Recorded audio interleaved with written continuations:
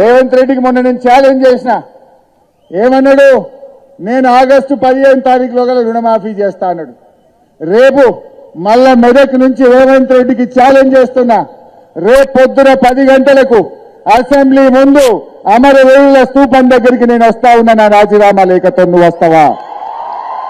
నువ్వు రాటమ్ముంటే, నువ్వు ఆగస్టు 15లోగా రుణమాఫీ చేసేది నిజమైతే, ఆగస్టు 15లోగా బాండ్ పేపర్ మీద రాసిచ్చిన 6 గ్యారంటీలు అమలు చేసే వాస్తవ నిజమైతే, రేపు గన్ పార్క్ దగ్గరికి మనమిద్దరం రాజీనామా లేఖలను మేధావుల చేతుల్లో పెడదాం. మేధావుల చేతుల్లో పెడదాం. ఆగస్టు 15లోగా నువ్వు 6 గ్యారంటీలను రుణమాఫీని అమలు చేస్తే నా రాజీనామా లేఖ తీసుకుపోయి స్పీకర్ గారికి ఇస్తారు. ఒకవేళ నువ్వు అమలు చేయకపోతే నీ రాజీనామా లేఖ తీసుకుపోయి గవర్నర్ గారికి ఇస్తారు. దానికి సిద్ధమేనా అని అడుగుతా ఉన్నా. రాజకీయ పార్టీలకు తెలంగాణ మోడల్ ఆదర్శంగా నిలబడబోతుంది.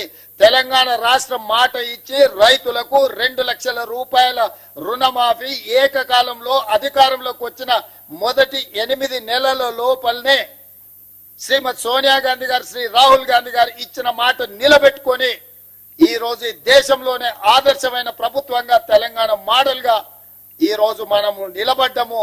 వ్యవసాయం దండుగ కాదు, వ్యవసాయం పండుగ అని నిరూపించినాం. రైతుల కోసమే ఈ ప్రభుత్వం ఉన్నది. రైతును రాజును చేయడమే ఈ ప్రభుత్వం యొక్క లక్ష్యం. ఇది ప్రజా ప్రభుత్వం అని చెప్పి ఈనాడు మనం నిరూపించుకున్నాం. ఇవాళ దేశంలోనే మనం తలెత్తుకునే విధంగా ఈ కార్యక్రమం ఉండబోతుంది. మీ అందరి సహకారం ఉండాలి. ఆనాడు సవాళ్లు విసిరిన వాళ్ళకి నా విజ్ఞప్తి ఒక్కటే, మిమ్మల్ని రాజీనామా చేయమని మేము అడగం. ఎందుకంటే మీరు ఎట్లాగూ పారిపోతారు మాకు తెలుసు. కాకపోతే ఇప్పటికైనా కాంగ్రెస్ మాట ఇస్తే మాట నిలబెట్టుకుంటది. సోనియా గాంధీ గారు, రాహుల్ గాంధీ గారు మాట ఇస్తే అది శిలాశాసనం. ఆ మాట తప్పరు. రాజకీయ ప్రయోజనాల కోసం గాంధీ కుటుంబం మాట ఇవ్వదన్న సంగతిని మీరు గుర్తు పెట్టుకోవాలి. మీలాంటి మాటలు గాంధీ కుటుంబం ఇవ్వదు.